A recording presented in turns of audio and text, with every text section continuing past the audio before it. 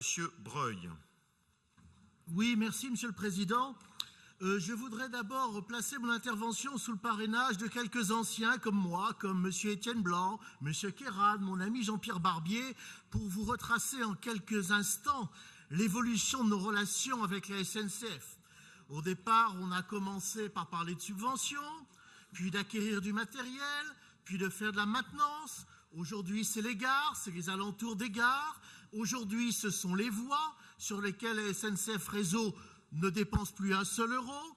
Et puis bientôt, c'est le technicentre de Vénissieux, c'est quand même encore assez nouveau. Et dans quelques heures en CP, eh bien, nous transférons à hauteur de 45% pour notre part financière le centre de gestion des trains. Et je ne parle bien sûr pas des actions correctrices qui vont être payées par la région pour modifier le système de freinage de certains AGC ou pour pallier enfin peut-être au problème de chantage des 73 500. Bref, Monsieur le Président, j'ai envie de vous dire, mais à quoi sert la SNCF ? Non, je ne vais pas dire à rien, ce serait un peu méchant. Elle encaisse encore les subsides des voyageurs et les subventions, les très généreuses subventions de la région. Monsieur le Président, vous venez de nous le rappeler tout à l'heure, l'idée phare de votre projet, c'est d'imposer des bonus-malus à la SNCF et on ne peut qu'aller dans votre sens. Vous voulez renforcer la sécurité, on est évidemment d'accord avec vous. En quelque sorte, vous allez réussir ce bras de fer avec la SNCF, cette fameuse SNCF dont M. Mignola nous expliquait il y a peu en commission que finalement, elle prenait les régions pour des vaches à lait. Moi, Monsieur le Président, je suis un peu inquiet.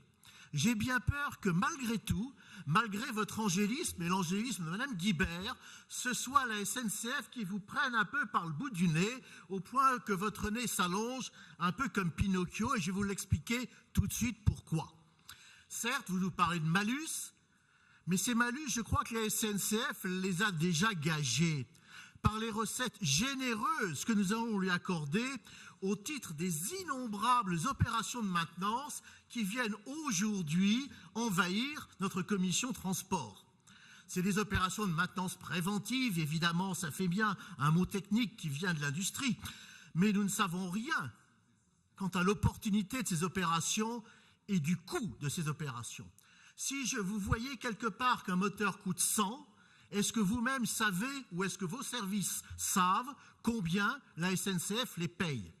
Je sais par des indiscrétions que la SNCF n'hésite pas à multiplier par 3, 4 ou 5 le prix de certains composants comme le ballast ou les traverses. Alors je doute qu'ils mettent un coefficient de 5 ou 10% sur ce genre d'opération.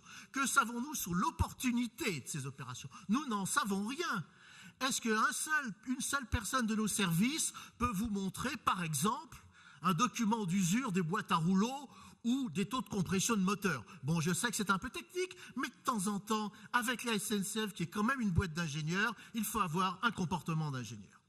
Moi, monsieur, vous nous parlez de changer les bogies, les organes majeurs, un certain nombre de choses. Moi, je veux bien. Mais je voudrais quand même vous rappeler ce que nos grands-parents savaient faire dans les années 30. Vous savez, quand ils construisaient ces grosses 2D2 électriques et qui ont fini leur carrière dans les années 80, voire 90, avec 50 années au compteur minimum, avec leur moteur d'origine. Que doit-on penser de ces locomotives diesel construites dans les années 65-70, dont certaines circulent encore sous les couleurs fret de la SNCF? Certes, leur rendement a chuté beaucoup et une ou deux ont commencé à connaître des débuts d'incendie. Je ne vous dis pas que c'est l'objectif pour la région Rhône-Alpes, on est bien d'accord, Monsieur le Président. Mais quand même, et que penser de ces bleus d'Auvergne, ces TER qui vous sont si chers, qui ont été construits entre les années 55 et 60 et dont certains circulent encore à Cuba avec leur moteur Renault d'origine. Bref, Monsieur le Président, et vous l'avez compris, ce n'est plus de la maintenance préventive, c'est de la garantie à tout prix, à n'importe quel prix. En fait, c'est pas grave. C'est ce gros cochon de contribuable qui paye, alors on ne va pas se préoccuper de savoir comment la SNCF fait ses comptes. C'est un peu comme si vous étiez le conducteur d'une voiture et que vous décidiez à 50 000 km de changer le moteur, l'embrayage, la boîte de vitesse, les freins, la direction pour assurer un peu plus de pérennité, moi je crois que ce n'est tout simplement pas raisonnable. Le cœur du problème, vous le savez, c'est évidemment la gare de la Part-Dieu. Certes, la voie L va nous apporter un peu de bonification, j'en conviens, mais ce n'est absolument pas suffisant, c'est le cœur du problème. Cette gare de Part-Dieu avait été construite en 1980 pour accueillir les TGV. On pensait qu'elle allait accueillir entre 30 000 et 40 000 personnes. Aujourd'hui, on est à 100 000 personnes jour, voire 120 000 certains jours de pointe. Autant dire que l'outil n'est pas dimensionné. Quand la gare de Part-Dieu s'enrhume, c'est le réseau SNCF régional qui prend la grippe.